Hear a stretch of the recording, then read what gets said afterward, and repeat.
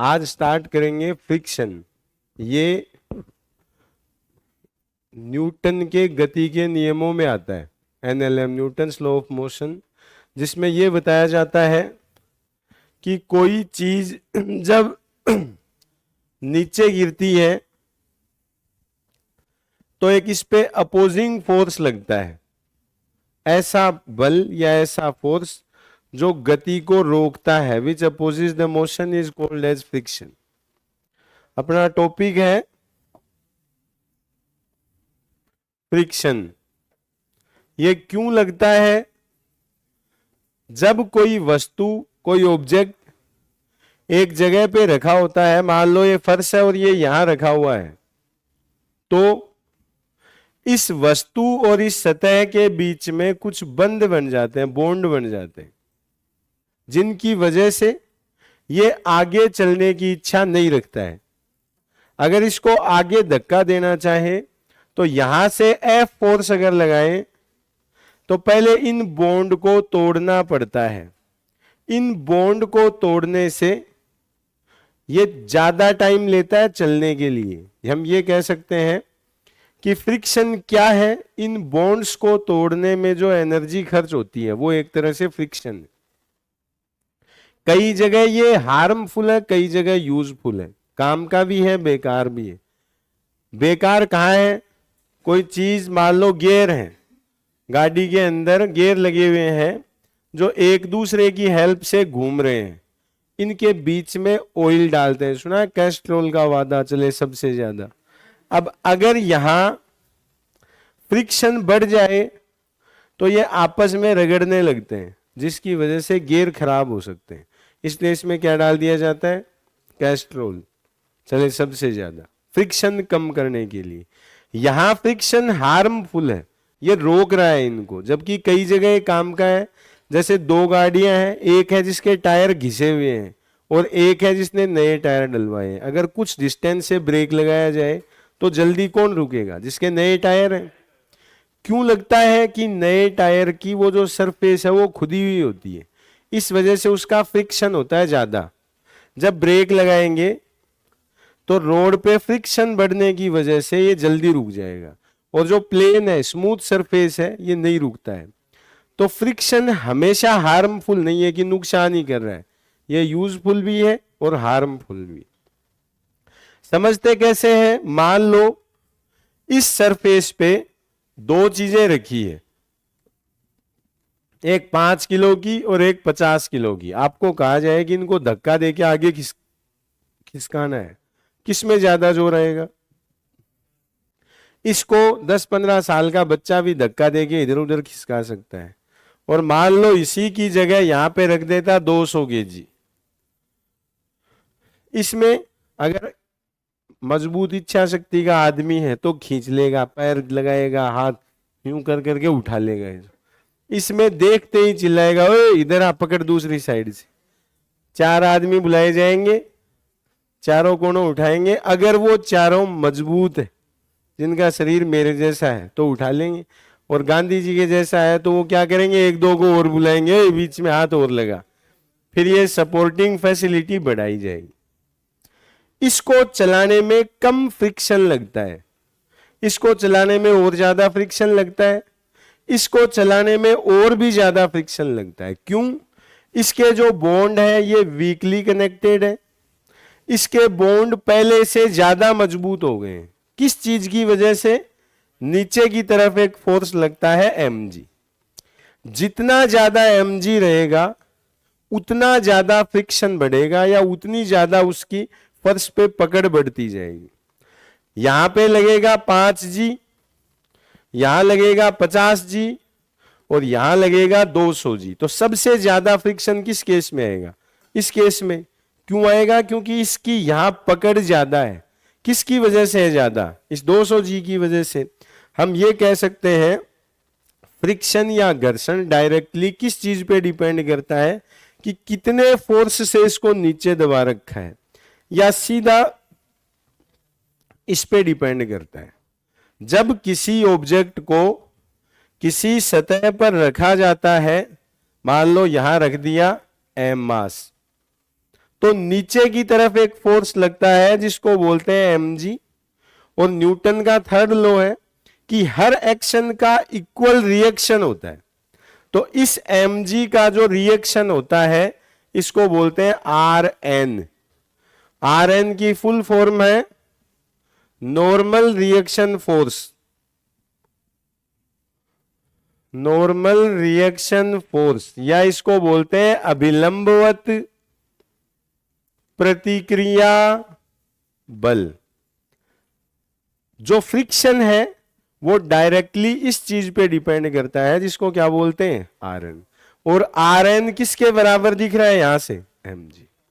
इस सरफेस के बीच में जितना फ्रिक्शन लेंगे उसके लिए एक वैल्यू दी जाती है जिसको बोलते हैं म्यू, या इसको बोलते हैं फ्रिक्शन कोफिशिएंट, या जिसको बोलते हैं घर्षण गुणांक।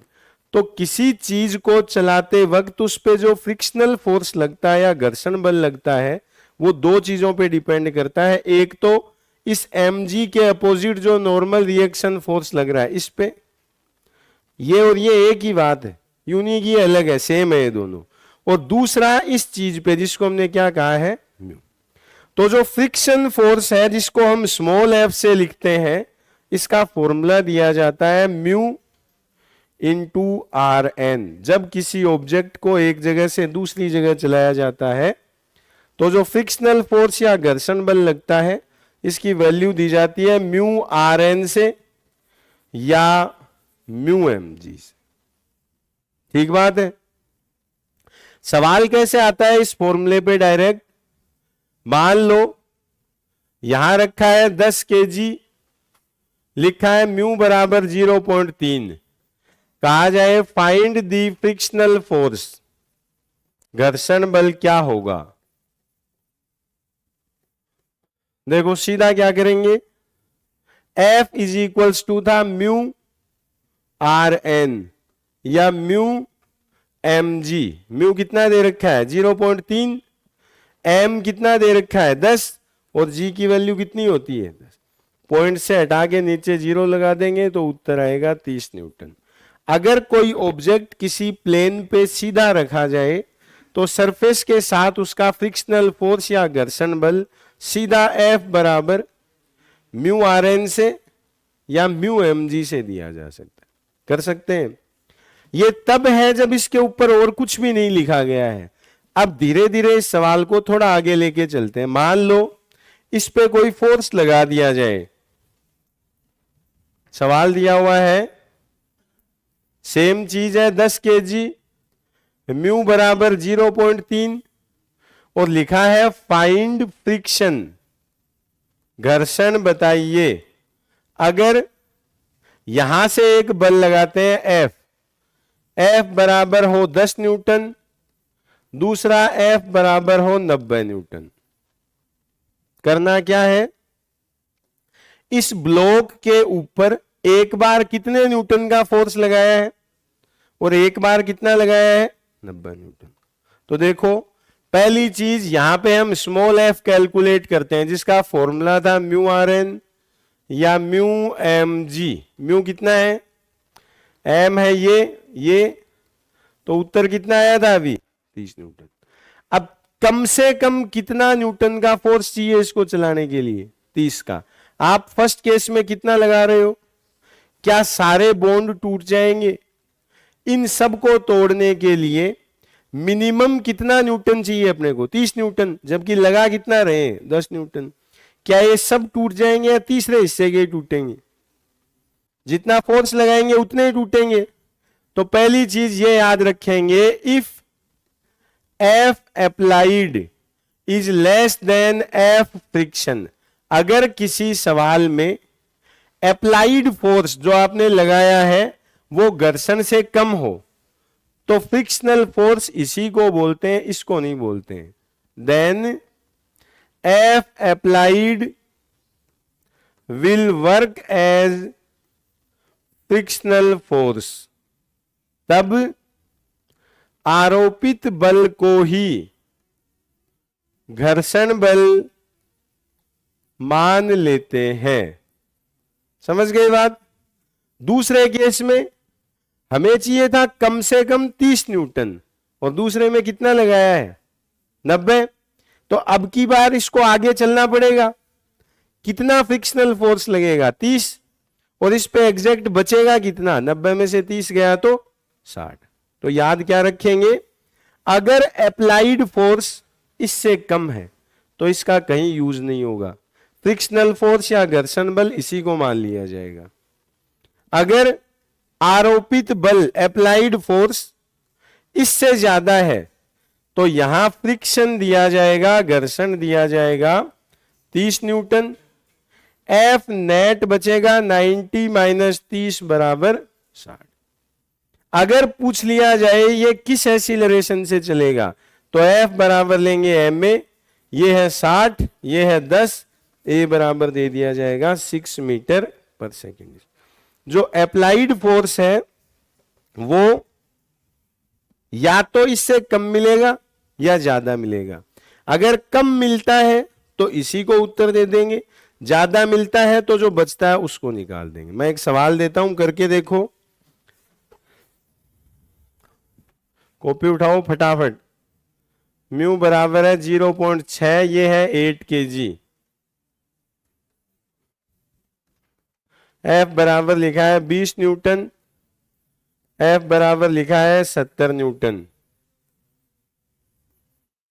फाइंड एक्सीलरेशन आल्सो, त्वरण भी बताइए।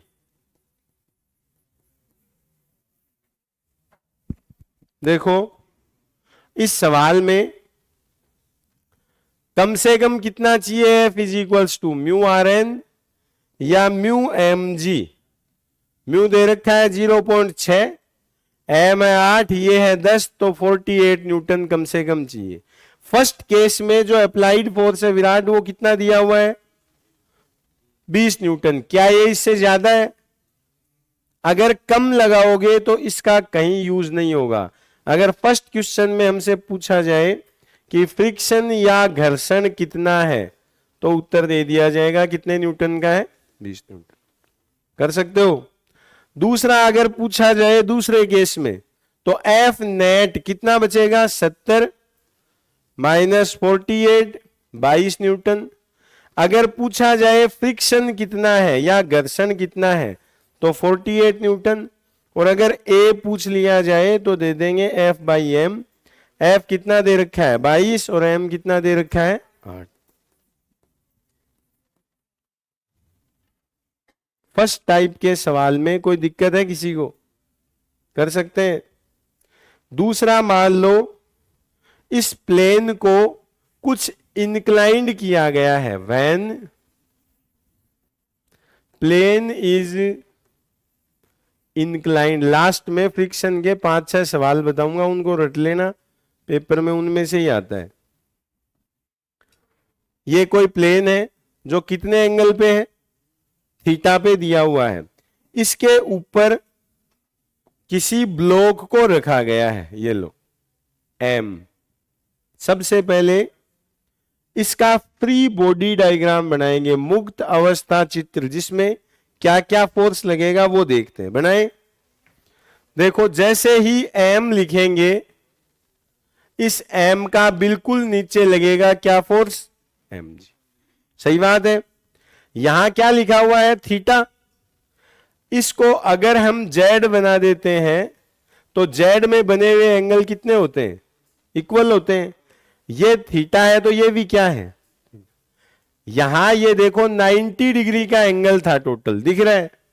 ये थीटा है तो आप इसको क्या लिख सकते हो 90 माइनस थीटा।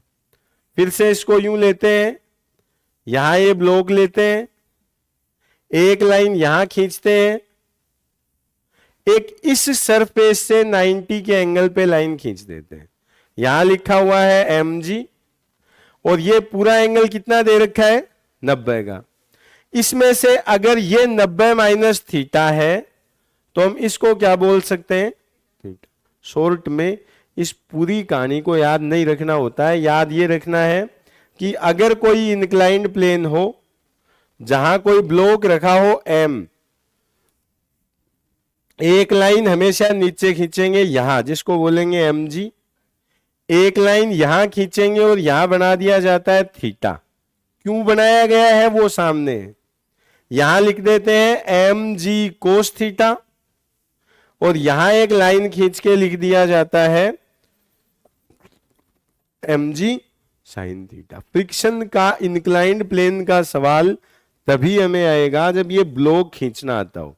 अगर ये आता है तो 2 मिनट का काम है, सारे खींचने आ जाएंगे। समझ में आ गया क्या किया है हमने कि ये यहां कोई प्लेन था जिसका एंगल कितना दे रखा है थीटा। ये ब्लॉक है एम जिसका नीचे लगा है एम जी।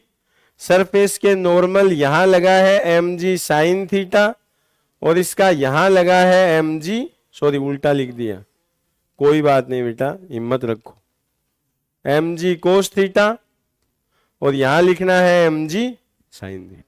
देखो जैसे ही ब्लॉक के सामने से हाथ हटाएंगे तो ब्लॉक किधर आने लगता है, नीचे आने लगता है। किसकी वजह से, एम जी साइन थीटा की वजह से। इसके उल्टा फ्रिक्शन फोर्स लगेगा इस साइड में, यहां लिखा जाता है फ्रिक्शन। इस सतह के 90 डिग्री के एंगल पे यहां लगेगा आर एन, जो किसके बराबर आ रहा है एम जी कोस थीटा के। तो अगर इंक्लाइंड प्लेन के केस में फ्रिक्शन लिया जाए या घर्षण लिया जाए तो एफ का फॉर्मूला था म्यू आर एन, या इसको लिख दिया जाता है mu m g cos theta. जब कोई ब्लॉक किसी सीधे हॉरिजॉन्टल प्लेन की जगह इंक्लाइंड प्लेन पे हो, जो कुछ झुका हुआ हो, तो उसका जो फ्रिक्शन है वो कितना ले लिया जाएगा, एफ बराबर mu m g cos theta. 3 अलग अलग कंडीशन इसके बारे में देखनी होती है। देखो फिर से पहले ब्लॉक बना देते हैं। ये एम है, ये एम जी है, ये एम जी कोस थीटा है, यहां एम जी साइन थीटा है, यहां आर एन है और यहां फ्रिक्शन है। और इस एफ की वैल्यू हमने लिखी है mu m g cos theta. पहला सवाल आता है ब्लॉक के चलने की आवश्यक शर्त क्या है। What is the minimum required condition for a block to move on inclined plane. किसी प्लेन पे इसके नीचे आने की शर्त क्या है। पहला सवाल आता है minimum required condition to move down, नीचे आने की आवश्यक शर्त। देखो अगर एम जी साइन थीटा ज्यादा है और एम जी कोस थीटा कम है तब तो ब्लॉक आ जाता है नीचे। अगर एम जी साइन थीटा कम है, एम जी कोस थीटा ज्यादा है, ऊपर की साइड में जो लग रहा है mu m g cos theta, तो ब्लॉक रुका रहता है। हम ये कह सकते हैं if mu m g cos theta ज्यादा है किससे, एम जी साइन थीटा से, तब तो ब्लॉक वहीं रखा रहेगा, नीचे नहीं आएगा। नोट मूव, नीचे नहीं आएगा। दूसरा, अगर एम जी साइन थीटा ज्यादा है किससे, mu m g cos theta. अगर इसकी वैल्यू हाई है तो ये नीचे खींच लेगा इसको, तो हम कह सकते हैं ब्लॉक विल मूव डाउन। अगर एम जी साइन थीटा की वैल्यू ज्यादा है तो ये नीचे आएगा। एम जी से एम जी काट दे तो sine theta is greater than mu cos theta. Cos को इधर ले आए तो आएगा tan theta is greater than mu. अगर किसी प्लेन के लिए टेन थीटा की वैल्यू म्यू से ज्यादा है तब तो वो नीचे आएगा, और अगर ये वैल्यू कम है तो वो नीचे नहीं आएगा। जैसे मान लो सवाल दे दिया जाए, हमने ये कहा है if mu is less than tan theta block move down, if mu is greater then tan theta block will not come down. हाँ भाई अब तू उठ जा, हाँ तू मत उठ, तू उठ। ब्राउन स्वेटर यहां दे रखा है 60 डिग्री और म्यू इज इक्वल्स टू दे रखा है 0.3। क्या ये ब्लॉक नीचे आएगा या नहीं आएगा? टेन थीटा की वैल्यू कितनी हो रही है? 1060 या √3 या 1.732।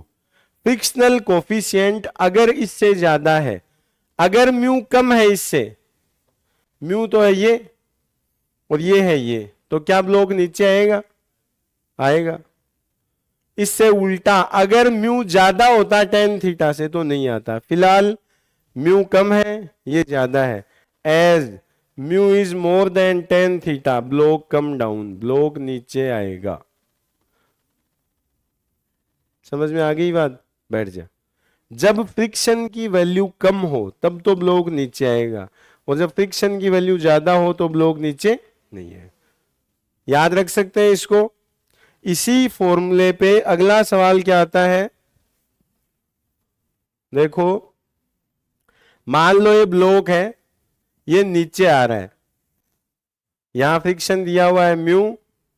यदि ब्लॉक नीचे आ रहा है तो इसका एसिलरेशन या त्वरण क्या है? हमने क्या कहा था? नीचे की तरफ क्या लगता है? mg sin थीटा, और ऊपर की तरफ क्या लगता है? f, जिसकी वैल्यू कितनी थी? Mu mg cos theta. मान लो नीचे लगता है 60 न्यूटन, ऊपर लगता है 20 न्यूटन, तो बचेगा कितना? हम ये कह सकते हैं f रिमेनिंग जो है ये किसके बराबर रहेगा? mg sin थीटा में से माइनस कर दें किसको? Mu mg cos। ये नेट बचा हुआ फोर्स है। अगर इस f की जगह ma लिख दें तो a बराबर हम लिख सकते हैं m कैंसिल, g कॉमन आ जाएगा, साइन थीटा माइनस म्यू कोस। समझ में आ गया? इनके अलावा अपने सिलेबस में सिर्फ 3 चीजें और हैं। क्या क्या है? पहली चीज है, मान लो किसी आदमी को कहा जाए कि जा उठ के पैदल पैदल बस डिपो से 50 रुपए की कोई चीज लेके आ, तो शुरुआत में बहुत जोर आता है अपनी जगह छोड़ के खड़े होने में। जब हम चलने लग जाते हैं, बस डिपो पहुंच गए, फिर कहा जाए बस डिपो नहीं, अगली साइड में एक गली है उसमें से लाना है, तो उतनी दिक्कत नहीं होती है। शुरुआत में दिक्कतें ज्यादा होती है और बाद में आगे वो दिक्कत क्या हो जाती है? कम। कोई चीज जिसका फ्रिक्शन लिया जा रहा है तो शुरुआत में फ्रिक्शन बढ़ता है, 1 बॉन्ड टूटा, 2 3 4 5 10, फिर धीरे धीरे ये वैल्यू कम होके कांस्टेंट वैल्यू ले लेती है। इसको बोलते हैं काइनेटिक फ्रिक्शन। ये तब का फ्रिक्शन है जब ऑब्जेक्ट चलने लग गया है, कम होता है। इसको बोलते हैं स्टैटिक फ्रिक्शन, जब वस्तु चल नहीं रही है, स्थैतिक घर्षण। और इस ऊपर के पॉइंट को बोलते हैं लिमिटिंग फ्रिक्शन या सीमांत घर्षण। अगर सवाल पूछा जाए कि सबसे ज्यादा वैल्यू किसकी होती है? लिमिटिंग फ्रिक्शन की, और 2 नंबर पे किसकी होती है? इन दोनों में से किसी की भी हो सकती है। आमतौर पे ये ज्यादा होता है, लेकिन कभी कभार किसी केस में इसकी भी वैल्यू हाई मिल सकती है। मान लो किसी सवाल में ये दोनों दे दिए, जैसे लिखा हुआ है ये ब्लॉक है, यहां लिख रखा है 10 kg, म्यू एस बराबर 0.8, म्यू के बराबर 0.6, यहां लिखा हुआ है एफ बराबर 60 न्यूटन, दूसरे में लिखा है एफ बराबर 120 न्यूटन। फाइंड 140 कर लेते हैं या 130 कर लेते हैं। Find acceleration of block. देखो इन दोनों सवालों को देने का मतलब क्या है? यहां लिखा है mu s is equals to 0.8, कि जब तक ब्लॉक को चलना स्टार्ट नहीं करवाते हैं तब तक फ्रिक्शन की वैल्यू कितनी है? 0.8। इसको कर देते हैं 70 न्यूटन। देखो एफ एस स्टैटिक फ्रिक्शन की वैल्यू है mu s into R N. Mu s कितना दिया हुआ है? 0.8, एम कितना है? 10, और जी कितना है 10। तो कितना न्यूटन है? ब्लॉक को शुरुआत में चलाने के लिए कम से कम कितना न्यूटन का फोर्स चाहिए, और आपने दिया कितना है, तो क्या ब्लॉक मूव करेगा? नहीं। तो फर्स्ट सवाल जब करेंगे तो लिख देंगे ब्लॉक नॉट मूव। समझ में आ गई बात? सेकंड केस में कितना न्यूटन लगाया है, कम से कम कितना चाहिए, तो बचेगा कितना? अब क्या करेंगे, रिमेनिंग बराबर 130 80 बराबर कितना 50। यह गलत है। अब चलने लग गया ना ऑब्जेक्ट, अब इसको नहीं लेंगे। अगर ये अप्लाइड फोर्स इससे ज्यादा हो तो इस म्यू एस के साथ में नहीं निकालेंगे, अब निकालेंगे एफ काइनेटिक कितना है, म्यू आर एन काइनेटिक है 0.6 10 इंटू 10 60 न्यूटन। तो जो एफ रिमेनिंग है ये लिया जाएगा 130 माइनस 60 बराबर 70 न्यूटन। क्या याद रखेंगे, पहले चेक किया जाता है कि ब्लॉक चला या नहीं चला, और चलने के बाद उसका जो फ्रिक्शन है वो स्टैटिक की जगह कौन सा फ्रिक्शन लिया जाता है, काइनेटिक फ्रिक्शन लिया जाता है। यहां तक हमने फ्रिक्शन के टोटल 5 या 6 सवाल किए। अगर किसी को ये 6 आते हैं तो आमतौर पे फ्रिक्शन का सवाल गलत नहीं होगा। कुछ बच भी गए हैं, जैसे एक सवाल है वो दिखता फ्रिक्शन जैसा है लेकिन फ्रिक्शन का है नहीं। सवाल क्या है कि ये कोई प्लेन है जिस पे मास रखा था m और ये नीचे गिर रहा था। तो एक आदमी ने क्या किया, यहां खड़ा हुआ और इस ब्लॉक को धक्का देना शुरू कर दिया। कितना फोर्स लगा दिया F। कितना धक्का लगाए कि ब्लॉक नीचे गिरना बंद हो जाए?